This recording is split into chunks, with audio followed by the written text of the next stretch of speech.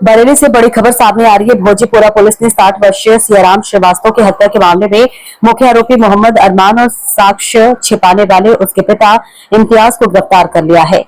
जांच में सामने आया है कि आरोपी ने बुजुर्ग को वैन से टक्कर मारने के बाद चाकू से गोदकर मार डाला था और पहचान पत्र व नकदी लेकर फरार हो गया था। पूछताछ में आरोपी ने दावा किया कि उसे जिन्न शैतान की आवाज किसी की हत्या करने के लिए उकसाती थी।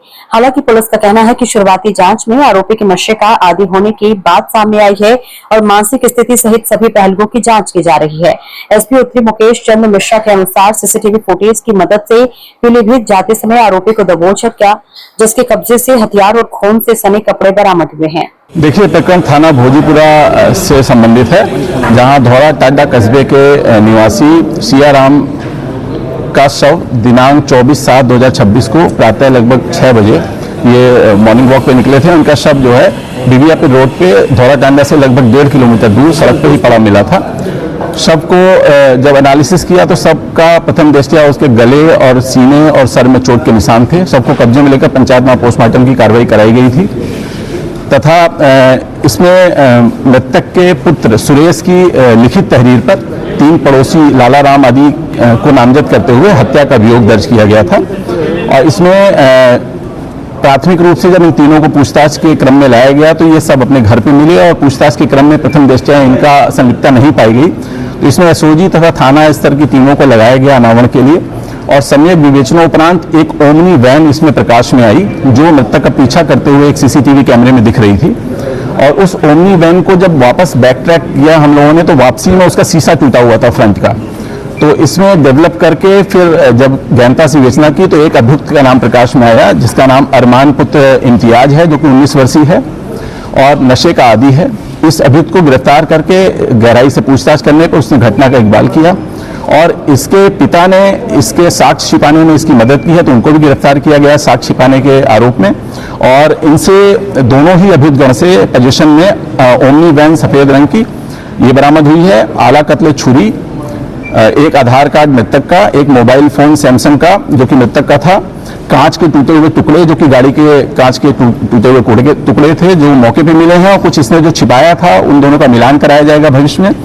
एक सफेद गमछा, एक क्रीम कलर की शर्ट खूनालुदा जो कि मृतक के सफेद गमछे के साथ ही लपटी हुई इसने अपनी शर्ट छिपा के रख दी थी, वो बरामद हुई है तथा साथ ही साथ एक 580 रुपए नगद धनराशि हुई है। मृतक के पास इसने 1200 रुपए जो है निकाल लिए थे मृत्यु होने के बाद, उसमें से 580 रुपए की धनराशि भी बरामद हुई है।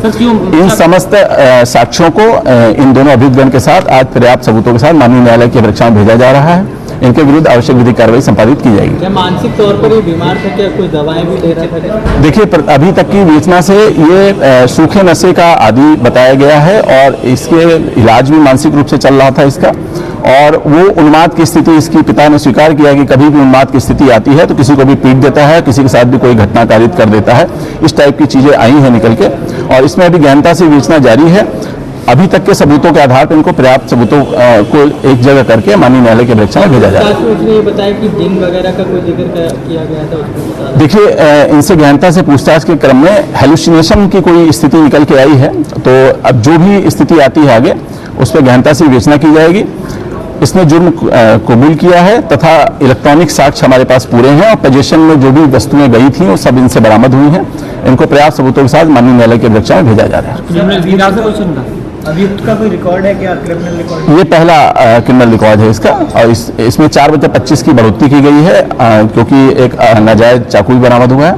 आवश्यक विधिक कार्रवाई हेतु माननीय न्यायालय में प्रेषित किया जा रहा है। उसको मारने का उद्देश्य उद्देश्य ये नशे का सूखे नशे का आदी है और इसने जैसा पहले ही बताया 1200 रुपए निकाले थे जिसमें से काफी खर्च कर दिया, तो ये नशे के प्रयुक्त करने के लिए इसने अपराध कारित किया है। कोई उससे आत्मा वगैरह कोई जिंद वगैरह अगर कहता था? देखिए, ये इस स्टेज पे कुछ नहीं कहा जा सकता। विवेचना अभी प्रचलित है और डॉक्टर से बयान लिया जाएगा इसमें और डिटेल में और इन्वेस्टिगेशन की जाएगी। फिलहाल एक ये सनसनीखेज घटना थी और कस्बे का ही अभियुक्त है और ये कस्बे के ही एक ये किराना के दुकानदार थे और इनकी दुखद घटना एक कारित की है। और जो इसने अभियुक्त ने अपने बयान में बताया कि जो भी इसको उस दिन पहले मिल जाता एकांत में उसकी ये हत्या करता, तो ये और गंभीर बात है और इसमें हम लोग इसकी स्थिति की जानकारी कर रहे हैं, डॉक्टर से भी बयान लेंगे और समस्त सबूतों को मनी लैला के समक्ष रखेंगे।